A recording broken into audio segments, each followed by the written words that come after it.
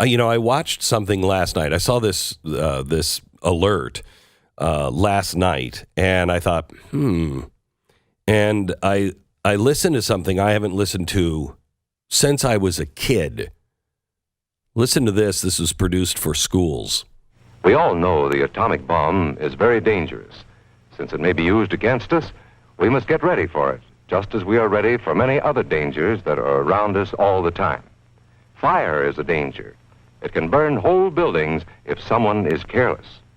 But we are ready for fires. We have a fine fire department to put out the fire, and you have fire drills in your school so you know what to do. Automobiles can be dangerous too. They sometimes cause bad accidents, but we are ready. We have safety rules that car drivers and people who are walking must obey. Now, we must be ready for a new danger, the atomic bomb. First, you have to know what happens when an atomic bomb explodes. You will know when it comes. We hope it never comes, but we must get ready. It looks something like this. There is a bright flash, brighter than the sun, brighter than anything you've ever seen.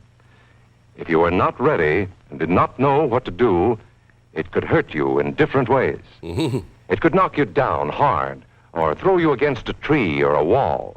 It is such a big explosion, it can smash in buildings and knock signboards over and break windows all over town.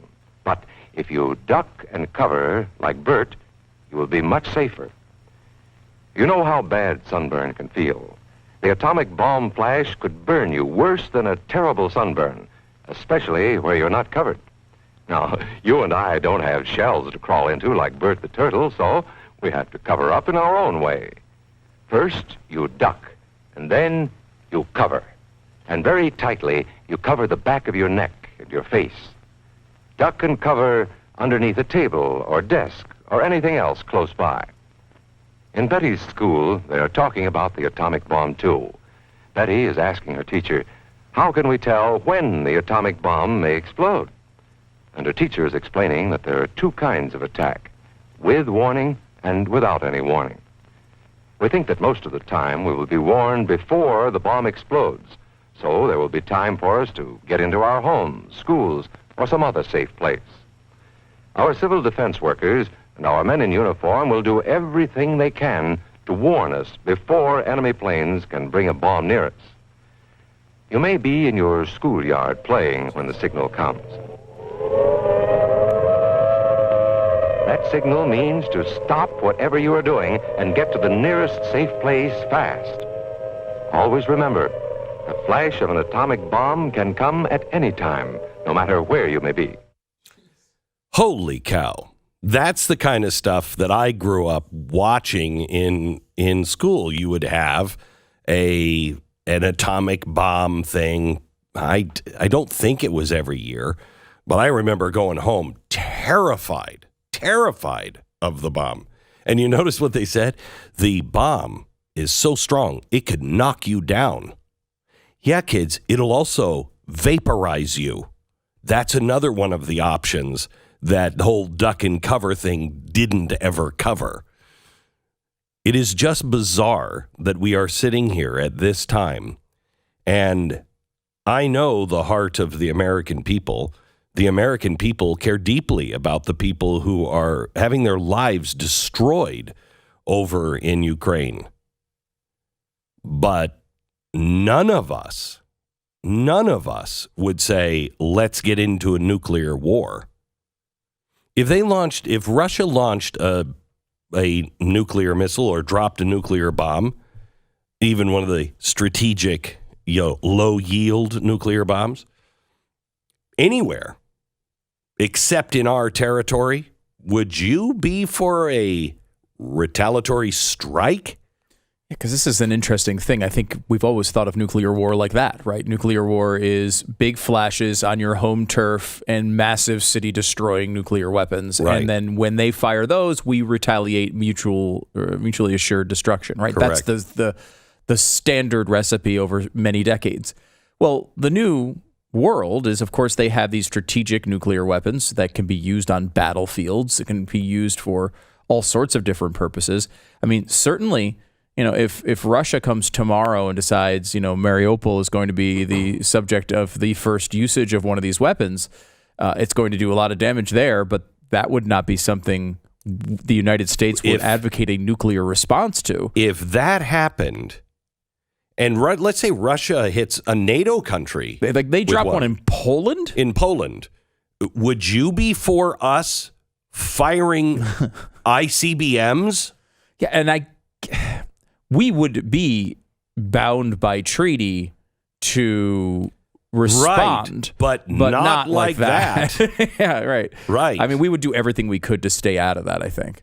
But at least with nuclear weapons. With nuclear weapons. We would be in a war with Russia in this circumstance. I don't think there's any doubt about it. Even if you don't like the treaty, even if you don't like NATO, it would be hard to imagine the West overlooking a nuclear strike on a NATO country of any sort. This is a real clear case, at least to me, I feel, like the people of the world are so disconnected to the leadership of the world.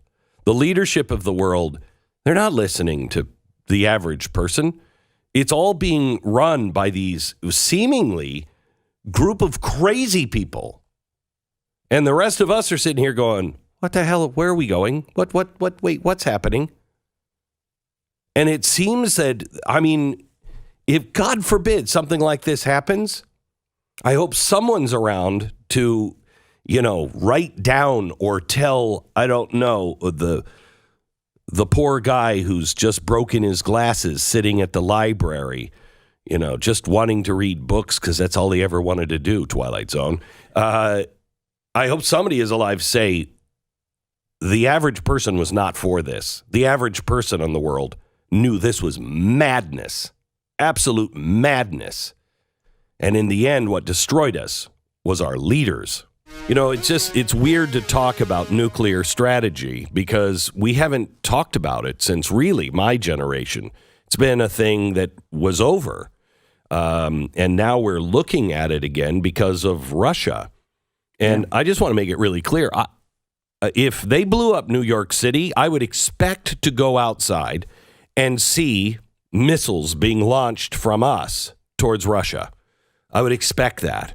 And you'd approve of it, right? Yeah. As bad as it is, and the result would be, if they blow up a major new U.S. city, that is why we have these weapons, and we're at full release almost. Correct.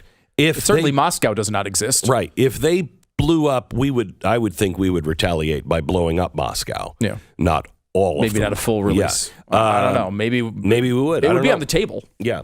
The thing that if they bombed, let's say, Warsaw, an attack on one is an attack on all of us. But I would then hope that the United States would open all those missile doors, put us on DEFCON 1, and then call up Russia and say, what the hell are you thinking? And we would be at war. But let's hope that it wouldn't go to nuclear war. I would expect that if we launched missiles in retaliation, they're going to launch missiles at us.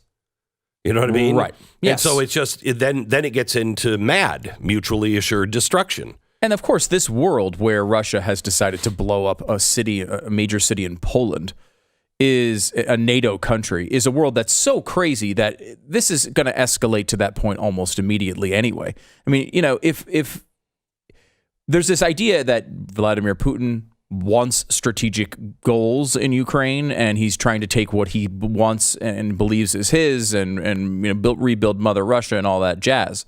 But there's the other idea is, this guy is a psychopath, and whatever has changed in him over the past few years is a change that makes him completely unpredictable.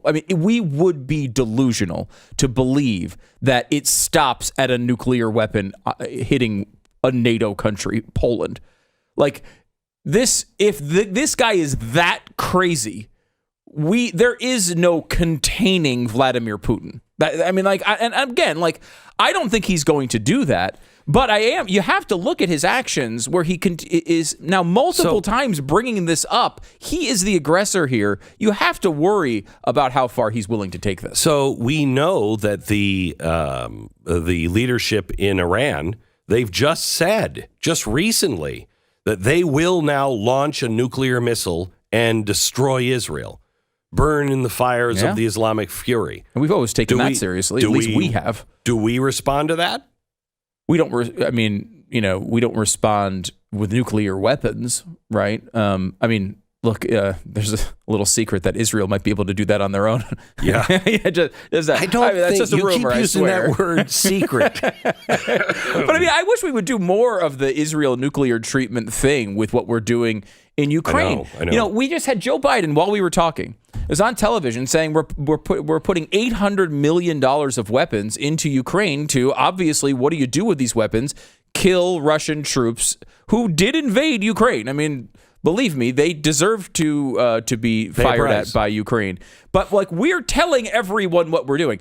Israel, I think, even at this moment, officially does not have nuclear weapons. Right. Officially. They don't. Yeah. Now, they do have nuclear weapons. Right. Breaking news.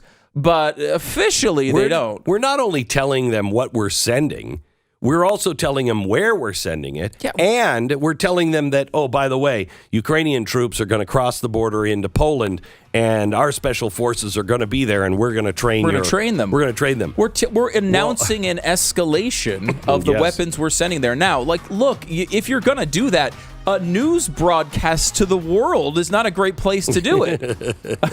Are you trying to avoid war, or are you trying to escalate it?